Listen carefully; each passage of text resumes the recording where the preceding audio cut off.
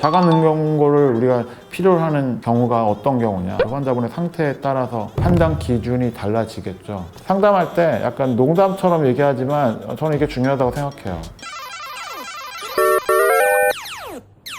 안녕하세요, 성형학개론입니다. 오늘은 좀 준비한 게 많습니다. 좀 옛날 서적이긴 하지만 이제 늑연고를 어디에서 절개해서 채취를 해야 된다 하는 거는 아주 예전부터 있었던 수술입니다. 근데 이거를 이제 미용 수술에까지 적용을 시켜야 되냐라고 하는 거는 받아들이는 입장이라든지 아니면 가치관 이런 것들이 시대에 따라서 좀 변하는 것 같습니다. 예전에는 이렇게까지 성형을 해야 되나, 이렇게까지 비용적이거나 아니면 몸에 흉터를 남기면서까지 굳이 미용수술을 이렇게 해야 되냐라는 생각들이 성형외과 의사 중에서도 있었고, 또 환자분들 입장에서 받아들이시기가 조금 어렵게 생각되는 부분들이 있었는데, 예전보다 좀 받아들이는 입장이 좀 바뀌시면서 꽤 많이 적용이 되고 있는 수술이죠. 그래서 자가능경고를 우리가 필요로 하는 경우가 어떤 경우냐, 매번 말씀드리지만 그 환자분의 상태에 따라서 판단 기준이 달라지겠죠. 저는 상담할 때 약간 농담처럼 얘기하지만 저는 이게 중요하다고 생각해요.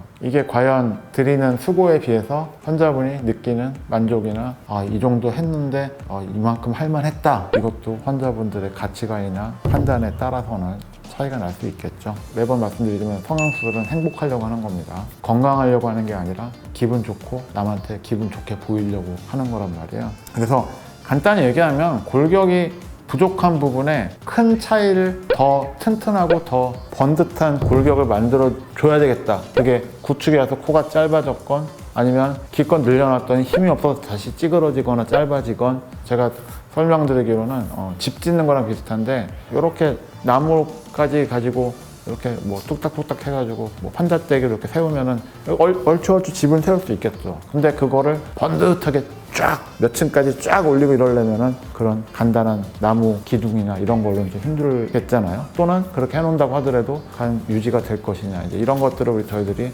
가늠을 하고 판단을 해서 결정을 해야 된다는 얘기죠. 제가 환자분한테 상담할 때 말씀드려요. 그 늑연고를 쓰는 거에 대해서 우와 너무 무서워, 나는 내 팔자에 그런 건 하고 싶지 않아, 차라리 좀 덜 예쁘고 말래, 이런 분도 계실 거고, 제가 또 어떨 때 그럴 때 있어요.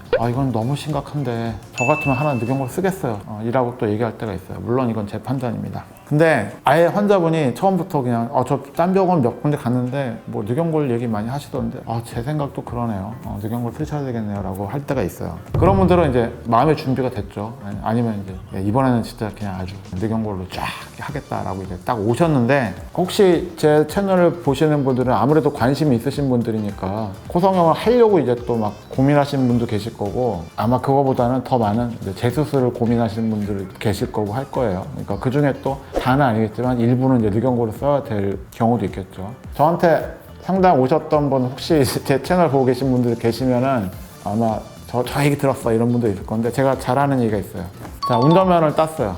첫 차를 살 거예요. 자, 그럼 첫 차는 뭐가 나한테 맞는가? 이게 저는 첫 번째 코성형을 얘기하는 겁니다. 여러분들 어떠세요? 첫 차 뭐 할까요? 페라리, 람보르기니 이런 거 진짜 남보란 듯이 그냥 난 카푸어 돼도 상관없다 이래서 뽑는 게 맞냐? 아니면은 무슨 초보 운전이 무슨 그렇게 비싼 차냐?